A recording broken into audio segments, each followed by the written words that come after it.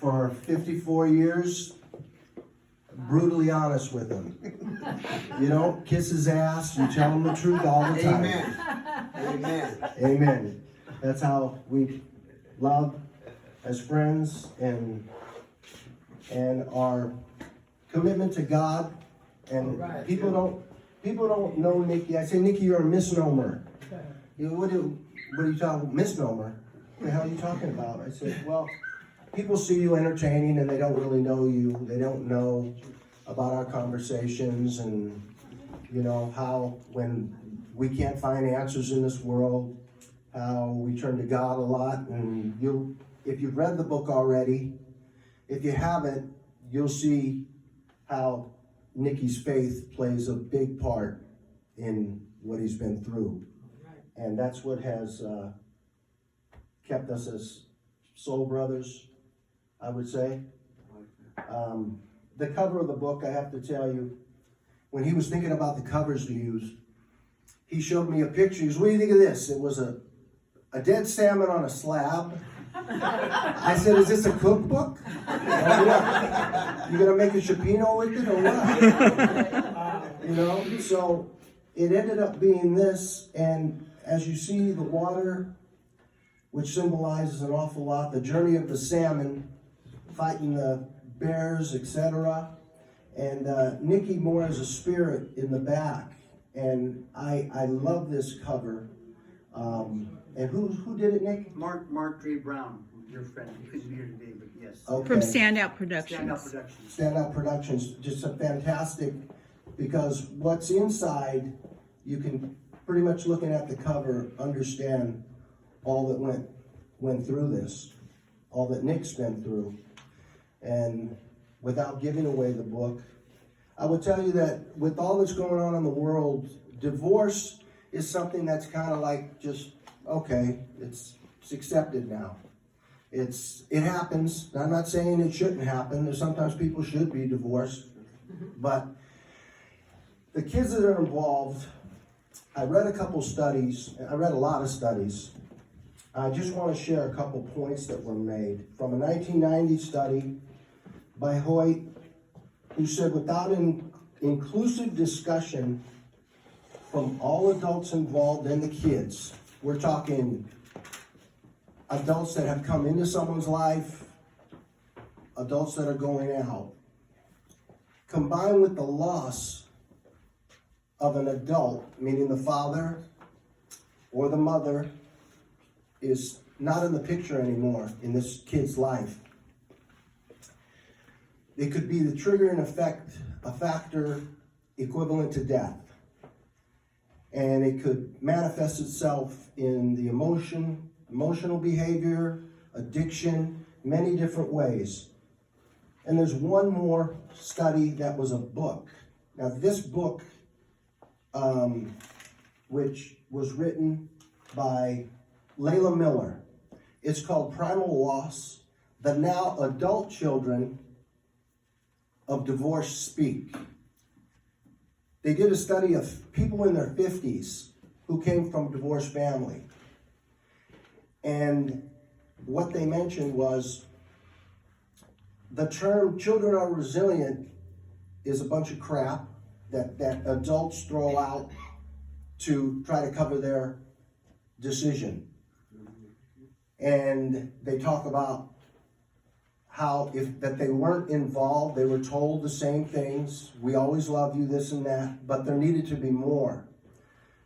These now 50-something-year-olds who discuss coming from divorce express the point of that their parents did not speak to them throughout, keep the line of communication open throughout their lives.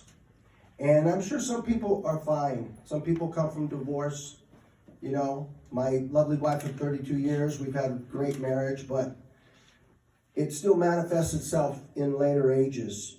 And the author of this book ended by saying, at the end of this project, I had one overriding, heartbreaking impression. Parental divorce is never over for the child. And I thought that rang so true. as we talk about all the stuff going on in the world, all the podcasts and things like that, it's like divorce is not even a hot topic.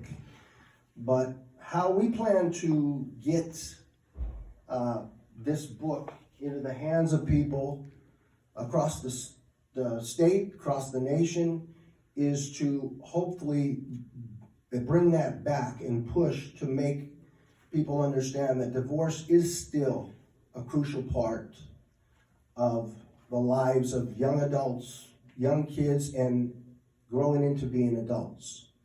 And the way things are manifested for an adult and why they are who they are and have made decisions they've made. Well, you're going to read an example, a wonderful example in this book that Nick wrote, which I have read already.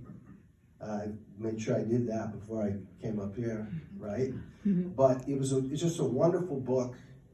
And with Nicky's sense of humor, if you know Nicky, you'll catch the humor, but the pain and the sadness and what he went through is one example of something that obviously, when I did research, is part of a lot of adults who now are dealing with it, or dealing with the effects, even at an older age.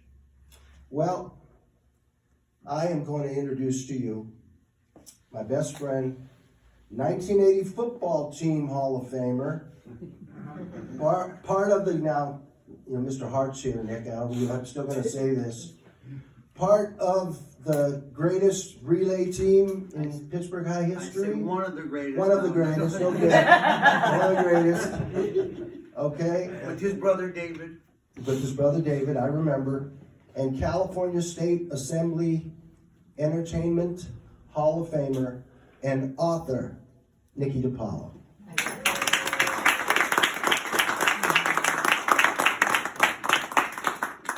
Thank you, Frank. You look like this in the second grade, actually. He always had presence. Thank you for that kind introduction. And yeah, basically the book, I wrote it. Hi, Chris. Thanks for coming out. Thank you. I just, during the last 2.5 years, as we say in Italian, all the comeci we've been through, and my career came to a sudden halt after 35 wonderful years being a performer. And a lot of people always told me, you should write a book. And I was only in my 30s at the time, but now that I've lived and had 2 very near-death experiences where I left my body and COVID almost got me in January, which is in the book. So after that, I was so angry at the world, and again, I've always looked at life. There's no gray areas. It's black or white to me. I mean, it's either good or bad. And I was so just depressed and broke. I'm not ashamed to say it. After the unemployment ran out, so I said, I'm going to write this book, and it was very difficult. I dove in again. My good friends, the Harts here, they both wrote books separately 50 years ago regarding the 72 Olympics, which I have both those wonderful books. And I just got an idea from another Pittsburgh friend, Tim Ewell, who almost passed, and his sister gave him a kidney. He wrote a book about it, passed at 82. So he guided me how to go straight to Amazon and don't have it, lost in translation, so to speak. So it took me a good 1.5 years of regurgitating my emotions, if you will. And my love Lisa here, again, she's not an editor, but she's like, we're not going to pay $5,000 to Amazon, we're going to do it ourselves. So this is as organic as you can get, this book. And if I may read the back of it for everybody here, this is what Amazon, they have people that read the books and then they write descriptions. So this couldn't have been said better. I'm going to wear the late great maestro, by the way, Danny Daniels, he's with me always. These are his glasses, and this is his jacket. I got my compliments on it. But they wrote this, and I'm not going to get emotional because I've cried for 50 years. I'm 59.5 now. I'm done crying now. So it's time to just make a point about people my age that are divorced and how to, maybe this might help you with your kids. I just want to help people. If I make money, that's extra. I didn't do it to make money, because I make a living entertaining, as many of you know. So, again, if I could read this, please. This is somebody, again, who doesn't even know me. In his own words, NickyDePaola tells his personal story of growing up in an emotional hurricane, and it sure was, and how he conquered his own demons. And you'll read about that, my pain pill addiction for 27 years after getting crushed in the Oakland Coliseum. We talked about that earlier. And says, as a bitter young boy in the 70s, they could have said 70s, 80s, and 90s, really, but it said 70s, the divorce of his parents not only birthed a need to survive, but an extreme passion to thrive. Overcoming despair and anger to choose his own truth no matter what. Like the mighty salmon, always fighting and bouncing off the rocks of life, NickyD found joy in becoming a three-sport standout athlete beginning at the age of 12. And again, I tell people, I was never world-class, but I was outstanding. There's world-class, outstanding, good, and you shouldn't be playing. There's four levels. Baseball was my game, football and track, but I was never world-class. People ask how fast I was. There's a world-class man right there, Eddie Hart, if I may just, again. Nefarious. See, she should help me. Tomato. I just learned it out. Nefarious, that means people that are deliberately trying to hurt you. And many of them were my family members and a lot of Pittsburgh people. I gotta tell you the truth. But now at this age, when I see the same people, they look at me differently now. That I survived a massive heart episode. And I'm still here thriving. And now, just like when I moved to Stockton, you live in Stockton, their heads go back. You wrote a book? Everybody's physical. You wrote a book? You live in Stockton? And I tell people, you go where love takes you, right, Eddie Hart? You go where love takes you. And this woman right here, after my heart attack, the maestro, Dan Daniels, it was April 11th. And I was staying home in bed, like my doctor said, sleep for 6 months straight. And I had the 2 stents through my leg, thank goodness, for Danny, rest his soul. The maestro, many of you knew Danny Daniels, of course. This is his jacket, like I said earlier, but he said, get your ass out next week to Napa. We're gigging. This place, we gigged 175 average a year. And we did very well. And Eddie Hart, remember that night with the Dick Bright Orchestra, and Eddie gave me the best introduction ever, and I still have that saved. But I go to Napa from Walnut Creek. Lisa Marie comes from Stockton, we meet in Napa. There was one seat, it was packed. I sat right next to her. I said, excuse me, anybody excited? I was just glad I was out. I wasn't looking for nothing. And Danny goes, you're gonna come up and sing after, okay. And everybody that knew me there, a place called Victoria. And they were like, NickyD, and Mark Ibanez, the sports announcers there, he's the most famous guy in the building. He looks, hey, NickyD. And they say, Mark Ibanez, who is this NickyD guy, right? So they were just glad I was alive. So I'm talking to Lisa, didn't even tell, my normal spiel. I just wanted to eat, and I knew I was going to sing. And Jack Pollard, again, rest his soul, our dear friend, we used to sing Sam Cooke and Lou Rawls, Bring It On Home. So I'm sitting there next to Lisa, and she's like, we're talking, and the maestro, NickyD, would come up here, and she goes, you sing? I'll be right back. I'll be right back. She didn't even know. So I got up there, and we did, if you ever change your mind, and we brought the house down. So after that, we hit it up. But my point is, the Lord put this woman in my path, because at the time when I met her, I was not just emotionally broke, but I was just broken, period. And it's hard to say, because she has 2 beautiful children, but I wish I'd have met her 35 years ago. Would have saved me a lot of bullshit. So, I never had any children, which is, I think, a blessing, because I would have been a nervous parent, I believe. But I know that the Lord sent me that night to meet Lisa and her wonderful mother, who couldn't be here today. I got to recognize her. She's the chairperson of the board. Without her mother and her, I don't know where I would have landed. And Bobby knows the truth about the Frankie DePaola. Never spoken.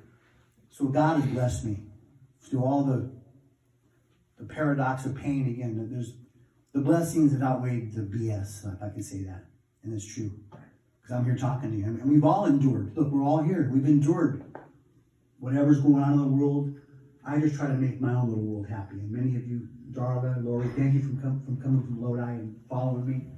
I'll be back on Facebook performing. And again, I can't keep the post up because they delete me and copyright infringement. I understand, but I do perform live, and after Thanksgiving, I'll be back on putting my shows on. And I got to tell you about Uncle Joe Lucido too. The other night at LB Oaks, about 25 people came up to me, and I didn't even know 19 of them probably. They're like, oh, I thank you for performing for us during the pandemic. You brought a lot of joy. I'm like, wow, I do make a difference. And people that want to say, oh, who do you think he is? Who's this guy wrote an autobiography? Who knows you? Well, The Lord knows me, and I know myself. Right. So that's why I wrote this book. And I have nothing to prove. Again, this is 45 years of inside, and I think anxiety, like Dr. Mayo said in the book, and I quoted a lot of famous people. And Dr. Mayo, the legendary Mayo Clinic, said that he never knew anybody that died from being overworked, but many have died from anxiety. And it's true. So after my heart episode and going through COVID, and, you know, I'm done explaining myself, and I don't have nothing to prove to anybody. But I always had that chip on my shoulder. And again, my father was my best friend, and getting back to him, if I may, from the first 13 years of my life. My dad was my baseball coach with the great legendary Mr. Jimmy Briggs, who's in the book also. The best coach anybody could have ever had. National champion, by the way. Frank, we talked about that earlier. Mr. Briggs was a legend. He taught me how to steal home in baseball. Like, what? I stole home 5 times in 1 year on the Mets, and we were the champions, 1975. And I'm just proud of that. And then went to Antioch. They didn't know who I was. And like, who's this guy from Pittsburgh? They knew real quick because of another wonderful coach, Mr. Randy Atenico, who's in the book. And God bless him, he's fighting some things. But those 2 men really inspired me because my dad quit on me. And I let him know. Just like the book says, and I tell people that know me personally, everything I said in that book, I said to everybody's face. And everybody knows me. I'm not indifferent. But the first page says, you know what you see, but you surely don't know what you don't see. So basically that says, so shut the beep up. That's what I'm trying to say right there. You don't know what you don't see. So mind your own business. You don't talk to your mother, you don't talk to your father. But, excuse me, ma'am. Do you have another question for me? You know, I have to be rude sometimes to some of these people. And I come from my own background. The Italians, they're hardcore, like, disrespectful. You know, I can say that because I'm 3/4 Italian. So it's like, back off. You know, your business, okay? Go play bingo. Get out of here. I had to tell somebody that in a nice way. You know, so there is a nice way about it, but I just want to recognize my dear friend Bobby Carrillo right here. People are going to go, who's Bobby Carrillo? And he's like, I know you were hurt. I couldn't find a nice picture of us together. So. It's okay. I don't But again, you know, it's okay. not too many people get their name mentioned in this book. Well, So I appreciate you don't want that. it, brother. And it just says, a special thank you to Bobby Carrillo, there he is right there, for putting up with me since 2006. Because Bobby, And that's Frank I can Abono say, knows. Frank Abono knows, but you, Likewise. yes, Likewise, you're I'm my serious. best friend, and Bobby Wow. saw the hardest part of my life, the Yeah. last 15 years. But more important than that, I saw how you dealt with it. More important than that, I saw how many challenges that you I overcome. want to ask you to come up, please. No, I'm not going. I'm not speaking. Come on.